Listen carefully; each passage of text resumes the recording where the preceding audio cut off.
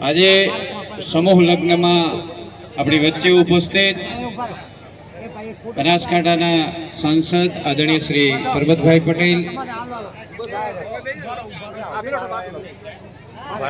છેલ્લા 5 વર્ષથી 5-7 વર્ષથી સમાજ માટેનું ઉત્થાન કરવાનું કામ કરી રહેલી એમના પ્રમુખશ્રી અને એમની કોર કમિટી, સમાજનું કામ કરવું એ સહેલું નથી.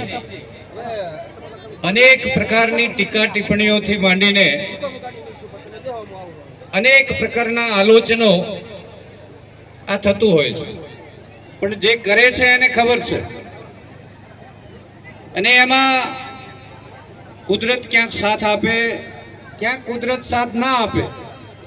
ધૂમ ધકતો તાપ હોય એટલે કેટલાય લોકો એમ કે ઓછું બાંધ્યું છે, વધારે બાંધવાની જરૂર હતી, આમ કરવાની જરૂર હતી.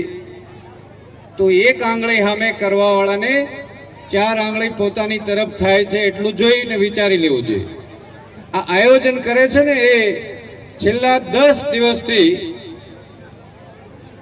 ઓછું જમવાનું થાય, ક્યાંક તરસું રહેવાનું થાય, આવી અનેક યાતનાઓ પછી આ પ્રસંગ ઉપસ્થિત થતો હોય છે.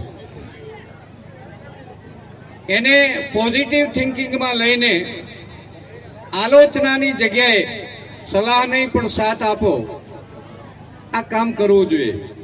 ક્યાંક પડ્યું છે તો એ આપણે ઉપાડી લેવું પડે, એને ઠીક કરવું પડે. ક્યાંક અગવડ થાય છે તો એને સગવડ કરવાનું કામ કરી લેવું પડે, તો જ એ સમાજ આગળ વધી શકે. બાબા સાહેબ આંબેડકરે શિક્ષિત બનો, સંગઠિત બનો અને સંઘર્ષ કરો. સંઘર્ષ કરો એટલે કોઈ વ્યક્તિઓ સાથે સંઘર્ષ કરવાની જરૂર નથી. સંઘર્ષ અંદર આત્મચિંતન કરીને અંદર રહેલી કુરીતિઓને બહાર કાઢીને એમાંથી સમાજોપયોગી કઈ રીતે થઈ શકાય એનો સંઘર્ષ કરવાનો. બીજાના સાથે સંઘર્ષ કરવાનું નથી કીધું, પોતાની જાત સાથે સંઘર્ષ કરવાનો છે. પોતાનું આત્મચિંતન કરવાની જરૂર છે કે ક્યાંક મારામાં શું ત્રુટિ છે, હું વ્યક્તિ તરીકે ખરાબ કરીશ તો આખો સમાજ ખરાબ થશે. એ સંઘર્ષ કરવાનું છે, શિક્ષિત બનવાનું છે અને શિક્ષિત બનીને એ સંગઠિત બનવાનું છે.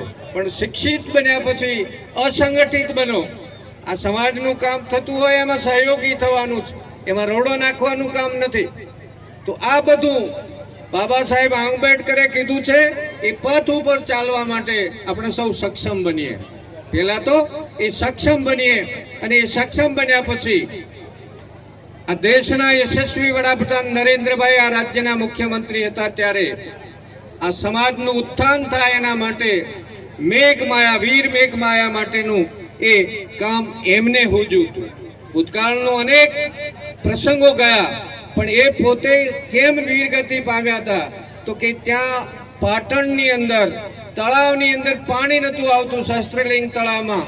એટલે 32 પુરુષનું યોગદાન આપવા માટે વીર મેઘમાયાએ પોતાની જાતને કુરબાન કરી હતી.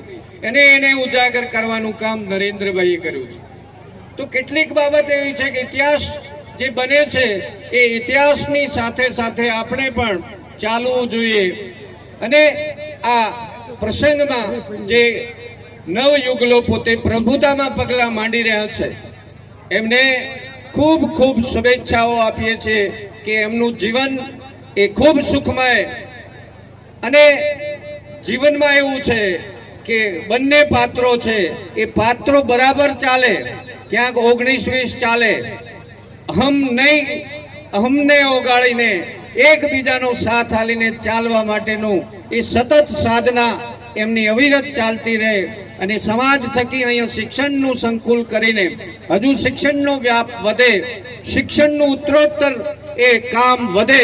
અને એમાં ક્યાંક જરૂર પડે તો અમે ખિસકોલીની માફક ક્યાંક ઉપયોગી થવાના પ્રયત્ન કરીએ અને સમાજ ઉત્તરોત્તર પ્રગતિ કરે, સૌને સારા સુવિચારો આપે, સૌ સંગઠિત બને, સૌ સાથે હળી મળીને જીવન પર્યંત જીવન જીવતા રહીએ એવી હૃદયપૂર્વકની ખૂબ ખૂબ શુભેચ્છાઓ. ખૂબ ખૂબ આભાર.